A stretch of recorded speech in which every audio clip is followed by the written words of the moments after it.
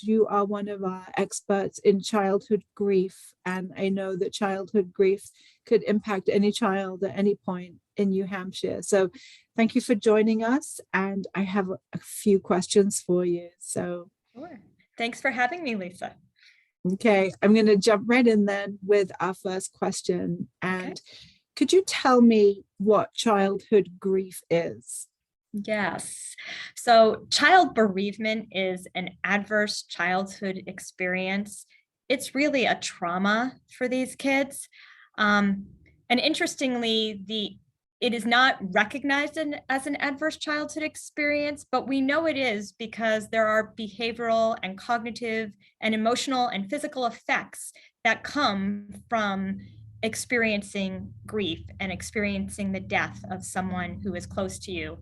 Um, Experiencing a death is difficult for anyone at any age, but for kids, it often can have lasting repercussions for them, which is why it's such a compelling need in our community. For kids, it's an out of order death. It's not a normal circumstance to have a parent or a sibling dying, and to have to deal with that. And we have to remember that children and teens, they're not fully developed even up here. They're still developing. Most of them don't possess the ability to care for themselves. Some of them don't have the language to communicate their feelings. And oftentimes they lack the experience and the maturity to understand what's going on inside them. So for children, while the death is hard for everyone, for children, they have even some more difficult challenges in understanding that process and the grieving process. The other thing I'd like to point out is that oftentimes our community views grief as something you go through to move on, to get to the other side. And in reality, grief is something that never ends, and you live with it the rest of your life. And how you process it and integrate that trauma into your current situation and move forward with it is how you're going to be able to cope and live a healthy and hopeful future. So for when you're looking at children and grieving children, it's really important to work with them and to identify that grief and be able to help them navigate that while they're still kids. That's really comprehensive. So if I understand you correctly, grief can happen for any number of reasons, but bereavement is a particular type of grief caused by the death of a beloved or maybe even a non-beloved person. Is that right? Yeah, yes. And grief, I mean, you can grieve the loss of an activity or something like that, but we deal with grieving a death, and that is much more significant in that there is no hope of that changing. That situation cannot reverse. You cannot get that person back. There's a permanence to death that is unlike different types of grief. However, I will say that children who are grieving the death of someone significant also often are grieving secondary losses, we call them, which are maybe the person who made their meals is no longer there, or the person who drove them to school, or their roommate, the person they shared a room with, a sibling. So they've got a lot of losses. So they've experienced a death, but they've also experienced numerous secondary losses that they don't even really recognize as they're going through this. So the secondary losses would compound, because certainly as children get older and they realize what they've lost, they will, for example, grieve things that might not have ever happened. Correct. And that's a great piece to point out, is that children grieve differently at different developmental milestones. It doesn't end for them. It's sort of cyclical. And as they grow and develop and have a greater understanding, they do start to reprocess it at a different developmental milestone. And it's almost like reliving it all over again with new information available and a new capability of processing as they mature. So again, really important for people to remember that there is no end to grief. I know we hear, the first year sometimes people associate, but there is no timeline. It continues, and for children, it keeps coming back around for them. So with that being said, and I know that you've spoken about the very different developmental stages of children, because we know as depending on what developmental stage they're in, that they will understand death in a different way and their grief responses might be different. What are some of the typical grief responses that in I don't know, in the K through I don't know 8, and I know I've given you like a massive developmental range here, okay, so I'm cognizant of the problem of my question.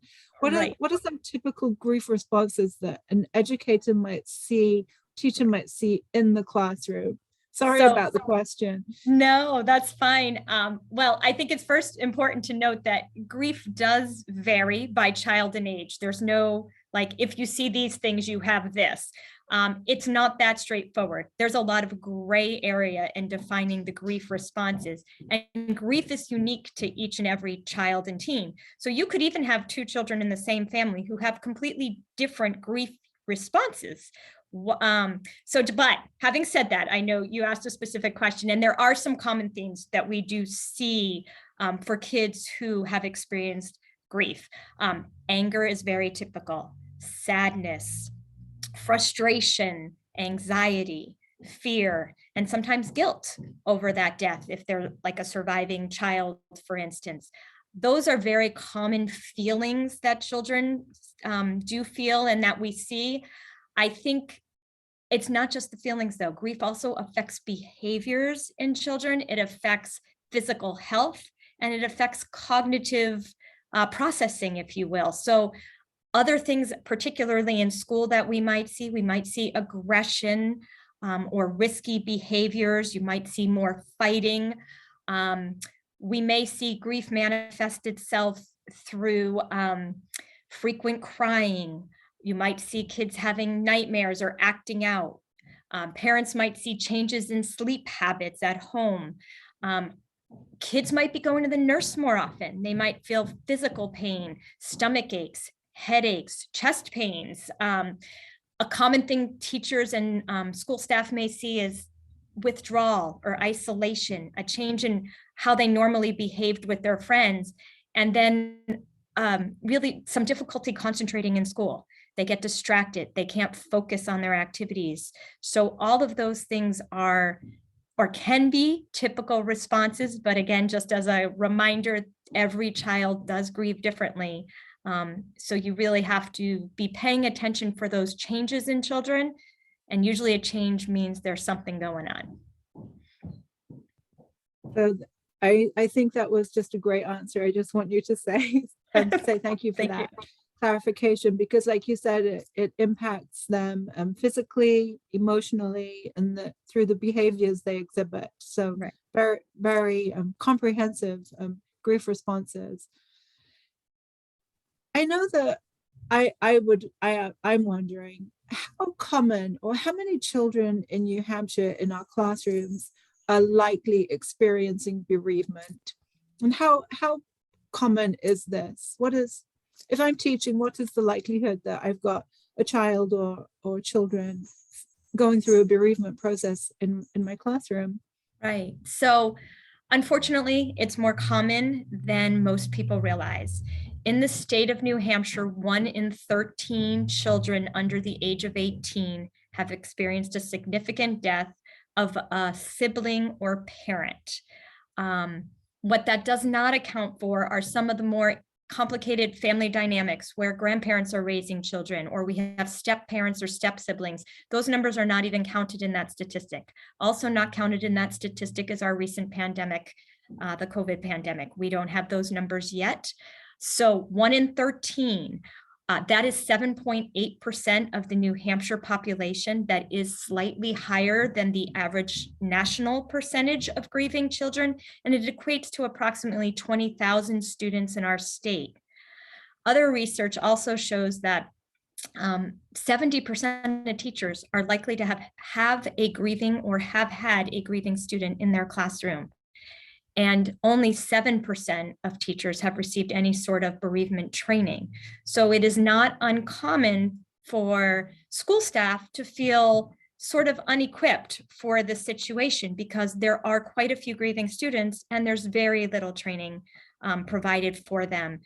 So we really feel that what we do and the work we're doing and the awareness we try to create in the education is so important to try to help people create those conversations with grieving kids. So even if a teacher doesn't know, he, she, or they should assume or can assume that there are one or more grieving children in their classroom. I think so, because as we look around and I consider, for instance, the sizes of my children's classrooms, most of them have far more than 13 students. Clearly, 20, sometimes 25 students. When you have class sizes that are similar to that, you could have one, possibly even two students who are grieving in that classroom. So yes, I think it's safe to assume that. So I've got two more questions for you, and maybe they tie in together. So what can educators do? So how can, if I'm a teacher or a principal or working in a school environment, what can I do? What can I do to affect positive change? How can I support these children and youth? What is the best way forward? But I want to tie that in with my last question for you, because you work at this amazing organization called Friends of Anya. And I know that when I ask that question, I also want educators to be aware of Friends of Anya. So, okay. First of all, educators, we consider them partners in this process of working with grieving children. So many of our children and teens spend more of their day at school than they do at home. So it's a really important piece of care that happens at the schools. And I think that educators can really help to minimize common grief effects, things like decreased academic performance and social withdrawal and behavioral problems. And there are four, I think, simple strategies maybe that teachers can help with. One is talking to grieving students, and those conversations are really hard to start. We know that people are not comfortable talking about death and dying.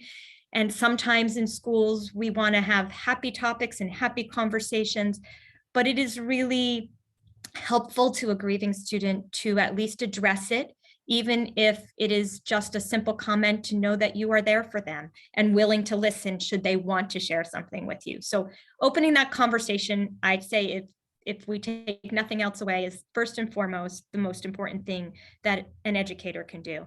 Second is the idea of creating a supportive environment for the student. So obviously that conversation goes a long way to creating that support, but also allowing students who are grieving to have conversations with their peers and have time with their peers, who also provide a very valuable system of support for them. Kids like to talk to other kids. They get each other. These are their friends. And if their friends can understand what's going on and share that empathy and be part of their process, it's really helpful.